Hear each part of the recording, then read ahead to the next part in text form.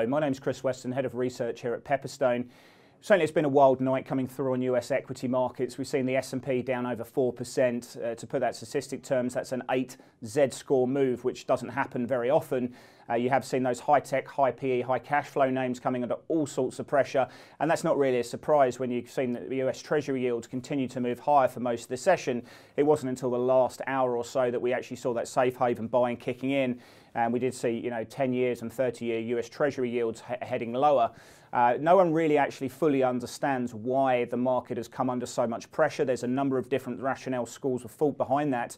Some people have said there's going to be some profit taking ahead of tonight's US CPI numbers. I'm not so sure you can really make that situation. Some people have even said, because there was a US Treasury auction last night of 3 and 10-year US Treasuries, some people have been selling equity ahead of that. There's also, the different types of player who are in the market, and as the VIX, the US Volatility Index, has headed up to 22%. A lot of these vol targeting funds have had to reduce their position because their value at risk models have suggested that they need to reweight and recalibrate the exposures they have to US equities. Of course, US Treasuries have been very much at the heart of that, not just because high yields lower the present value of the cash flows when you use the dividend discount model to look at the present value of these companies. So as the risk-free rate moves higher, the present value of these companies falls. And so, of course, that's been the issue, but not just because nominal bond yields have been moving higher, but also real yields have been moving higher as well. But I think, for me, one of the biggest issues which is being underreported is the idea that the US will have an external financing situation going forward, with Trump taking on China. And while I think it's a lowball probability, the media have been very focused on the idea that that the US Treasury Department could label China a currency manipulator next week at the US Treasury meeting. China are withdrawing and reducing their US Treasuries.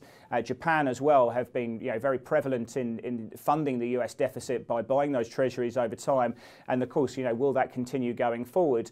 When you have a look at the fact that the Fed are continuing to raise rates, when you have a look at the CBO's debt to GDP projections, which currently stand around 80% of GDP, they're going to go up to 100%. We are going to need to see ever more funding or financing coming through as that deficit needs to be financed through the issuance of bonds. So investors will want higher yields, and especially coming at a time when we're seeing that balance sheet being reduced at a maximum clip at the moment of around $50 billion.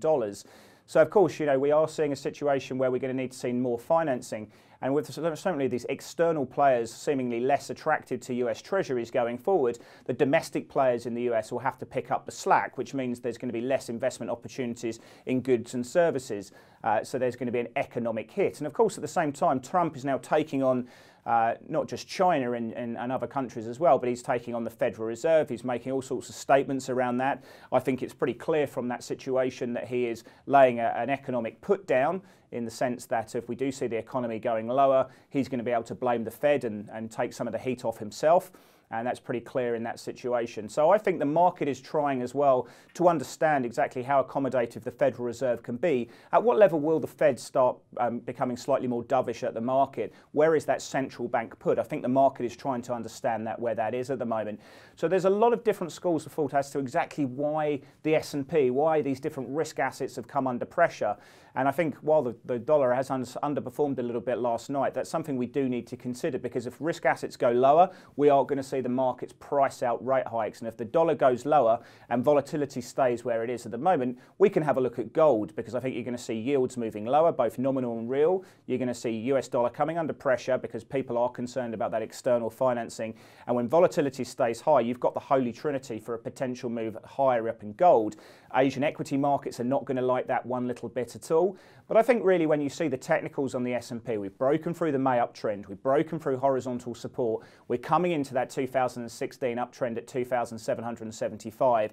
Will that support or will that go? The question here is, with so much uncertainty, no one really getting too many answers with those different schools of thought that I've been talking about, where exactly does the support coming in? Perhaps it's going to come from US earnings season going forward, but there's a lot of concerns around here. Volumes are very high, and we just need to see that bid coming in, but not a lot of answers to the questions at this point.